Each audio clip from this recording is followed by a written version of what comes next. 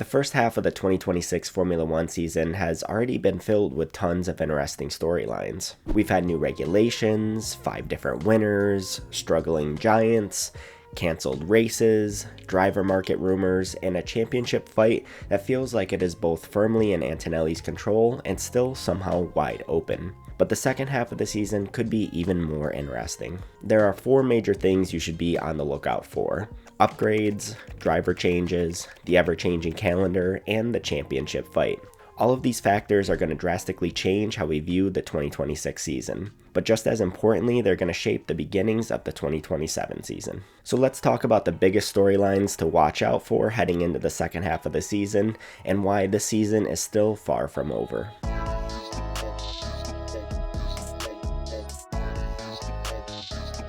The first major thing to look out for is upgrades. The development race is going to be fascinating because all of the top teams are not in the same position. Ferrari have developed a lot in the first half of the year. Mercedes have largely held position without bringing as much. McLaren are still trying to work around limitations with their original concept. And Aston Martin are basically rebuilding their car from the ground up. Starting with Mercedes, they have largely brought smaller upgrades to the car, yet have still managed to stay generally the best team. Maybe there is some hesitancy from past years where Mercedes would bring upgrades and they would not always work as intended. Technical director Simone Resta said, "We are trying to bring something more sizable onto the track after the shutdown." No specifics have been given on what they plan to change, but whenever it does come, it will certainly be the talk of the town. It could either catapult Mercedes back to their early season dominance, or it could keep them falling into the hands of Ferrari and McLaren if it does not work as intended. A lot of it will likely be aero changes, but Mercedes still have an added upgrade to their engine in their back pocket that we could see at some point. That's what makes Mercedes so interesting in the second half of the season. They are already the benchmark, but if they bring a major upgrade that works, the title could very quickly start moving even more towards Antonelli. If they miss though, the whole championship picture could open up again. Ferrari have been almost the opposite of Mercedes this year. They've developed the car a ton in the first half of the year, and now they have a much anticipated engine upgrade as part of that duo. Ferrari hope that this upgrade will help them fight Mercedes more consistently. The upgrade is likely to be brought in Monza, but possibly Zandvoort. It's said to be focused on the turbo. Ferrari seem to have a smaller turbo than some of the other manufacturers, which helped them with their incredible starts at the beginning of the year. The smaller turbo also seems to help Ferrari with acceleration out of slow corners, but it has negatively affected their deployment and speed at the end of long straights. More aero upgrades are not particularly known right now, but the chassis seems pretty strong anyway. Their biggest problem has been the engine and deployment. So if this engine upgrade does work, Ferrari could become a much more consistent problem for Mercedes. And if it doesn't work, then they might be close enough to annoy Mercedes at the front on occasion, but not close enough to fully fight them every weekend. McLaren are another team to watch. They've been known to have really good in-season development, and Hungary was one of those great upgrades. It was just part 1 of a multi-part upgrade package, and Zandvoort seems to be part 2. McLaren started the year with a relatively flawed package, and they've been working their way out of that since. Their 2026 car has a slightly shorter wheelbase than their rivals. They thought the weight benefit of that would be worth more than the loss in other areas. But they found out that they do need to increase their wheelbase to slightly open up more avenues for development. Unfortunately for them, that can't happen until 2027. But there are still opportunities with the 2026 car. Particularly in Zandvoort, there will be a new rear wing upgrade that helps improve their efficiency. That seems to be a weakness on the current car, and it should help increase downforce without increasing drag. Their version of the Macarena wing is also expected to make its full race weekend debut at Monza. Some ongoing improvements have also been mentioned around the brake ducts to help restore some of their tire management prowess from last year. On top of not having the best aero package, McLaren have also been severely behind Mercedes in their understanding of the engine and deployment. While there won't be a proper upgrade for them, we should expect them to continue making improvements in how they understand the Mercedes engine, and that should provide some tangible performance benefits for them. The big question for McLaren is whether Hungary was a one-off track-specific high point, or the start of them actually becoming a consistent problem again. Aston Martin have a more concrete upgrade plan that they've shared with us than most of the other teams have shared. Hungary was a huge chassis upgrade with 16 new parts, but it was just part 1 of a larger plan to bring them back into the midfield. Part 2 will be in Zandvoort with a vital Honda upgrade and potentially some chassis updates as well. Honda's upgrade will determine if Aston Martin can recover any respectability this season. But regardless of the Honda upgrade, Aston are not finished on the chassis side. Another big iteration of the Hungary package is expected to come in either Monza or Baku. These continued upgrades will be interesting because they will set the stage for what we can expect for Aston Martin in 2027. A successful Honda upgrade and further successful chassis upgrades would give Aston more hope. Not to fight for world titles right away, but at least to start looking toward consistently being at the front of the midfield next season. For Aston Martin, the second half of 2026 is not really about fighting anywhere near the front. It's about proving that they are finally on the right path going into 2027. You can check out my full breakdown on Aston Martin's upgrades in the link down below. The second major thing to be on the lookout for is the driver market. The 2027 driver market was looking to be quite the spicy one, but as the season has gone on, it has cooled dramatically. Now it looks like 2028 might be the year with far more changes. But there are still plenty of potential moves and rumors on the horizon to be on the lookout for. The biggest and most talked about rumors have been the consistent Verstappen to Mercedes and Verstappen to McLaren moves. Both of those do look extremely unlikely though, at least for 2027. Mercedes are pretty locked with Russell and Kimi in 27 and do not have a reason to flip the boat yet. McLaren are pretty much in the same camp. But everyone who knows F1 knows Toto is always trying to court Verstappen, so a move in the future is definitely a possibility, even if it's not for 2027.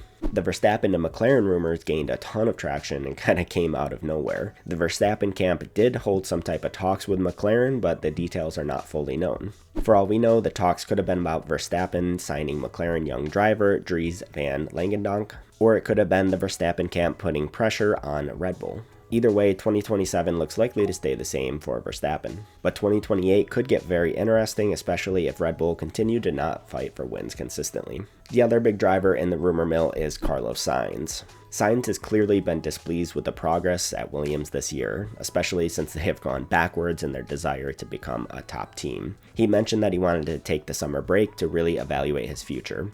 Part of that evaluation is no doubt including Audi as a potential move. Sainz to Audi has been a significant rumor recently, with Binotto not denying Sainz's interest. But that possibility seems to have mostly quieted down because Audi appear happy with Bortoleto and Hülkenberg. They probably don't want to pay Hülkenberg out of his contract early. Also, I don't think that we can underestimate the fact that Sainz ultimately chose Williams over Audi in the first place. So who knows if there is some resentment there. Sainz to Aston Martin has also been talked about as a possibility, but that only happens if Alonso decides to retire or leave Aston. Sainz does appear to be the leading candidate to replace Alonso if he does retire or leave, but that is assuming there's not a huge twist where a Verstappen, Leclerc, or one of the McLaren drivers decide they want to go to Aston. Speaking of Alonso, he still has yet to make a decision on 2027, and he is really the one holding up the midfield queue. Realistically, his options seem to be to retire, stay at Aston, or go to Alpine. Alpine seems pretty unrealistic because Aston in theory has a higher chance in the short term to fight for wins than Alpine. Retirement is a real possibility, but with Aston showing some pace from their Hungary upgrade, I would not be surprised to see Alonso stay at Aston for one more year. Like I mentioned earlier, Alonso's decision could impact Sainz's future, but it could also impact Sergio Perez. Perez has been linked as a possible candidate if Alonso retires, and he's also been linked with Williams if Sainz goes elsewhere. So one Alonso decision could create a domino effect throughout multiple teams. Another major change could happen at Haas. Ocon looks increasingly likely to lose his seat. It just seems like a question of who replaces him. Lots of drivers have been linked, including Leonardo Fornaroli, who is McLaren's test and reserve driver and the 2025 F2 winner. Rafael Camara from the Ferrari Driver Academy has also been linked, and so has Yuki Tsunoda. If Ocon is dropped, I don't really see him slotting into anywhere else on the F1 grid. Lastly, the Racing Bulls lineup is also creating an interesting dilemma as well. Nicola Solov is a Red Bull junior and is quickly making a name for himself in the junior ranks. Normally, it would be almost certain that he would join Racing Bulls, but Lindblad and Lawson are making that a difficult decision. Lindblad almost certainly won't be dropped because he looks to be Red Bull's future, but Lawson is still doing a great job, even if he probably will never get another shot at Red Bull. And Hadjar is also doing a perfectly respectable job at Red Bull. If a change does happen, Lawson is likely the one who would be dropped because of his demotion from Red Bull. But for the first time in a while, the Red Bull driver situation almost seems to have too many good choices despite having 4 seats. The third thing to be on the lookout for is how the season is actually going to end. With the state of the world and the war in Iran, we've already seen the season be affected by the cancellation of the Bahrain and Saudi Arabian Grand Prix.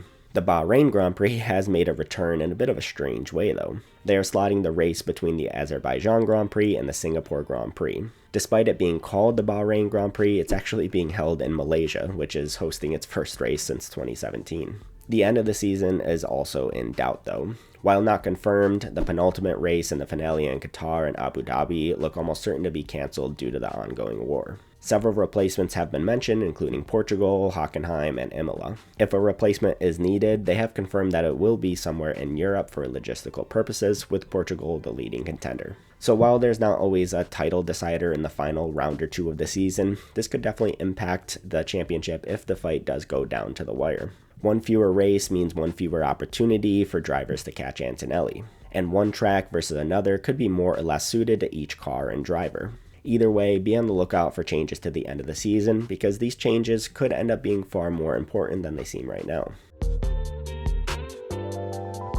The fourth thing to be on the lookout may seem obvious, but it's that the title fight is still very much up for grabs. I think many people are already saying Antonelli has one hand on the trophy, and to be fair, he does have a healthy lead, but so much can change so quickly. A 50-point gap is a great gap, but with half a season to go, a sometimes unreliable Mercedes car, and plenty of potential upgrades to swing performance, a lot can still happen. A Ferrari or McLaren upgrade that more consistently allows them to fight for wins would put a cork in the bottle for Antonelli and Mercedes. Or Mercedes just plain get their upgrade wrong and they stay still or go backwards. We've already seen Mercedes with 2 DNFs from reliability concerns, not to mention other reliability issues throughout the season that have hampered their performances. A Ferrari engine upgrade that works and an Antonelli DNF could very quickly bring other drivers into the field. So yes, Antonelli does have control at the moment, and he very much is in the best position to win the title. But don't lose hope in the season and think that it's over. There is still plenty more to play out before Antonelli can be crowned the youngest ever F1 champion. So those are the 4 biggest things that I'm watching heading into the second half of the 2026 season. The upgrades could completely change the competitive order. The driver market could start setting up the 27 and 28 grids. The calendar could shift the entire ending of this championship, and the title fight itself is still not over even if Antonelli is in control. All of those factors make the rest of the season so interesting and a must-watch. And with that, the end of the summer break is here, and we are fully back into race mode until December. So be on the lookout for my weekly videos about the races. My name is Michael. Thank you for tuning in to Last to First, and I'll see you in the next one.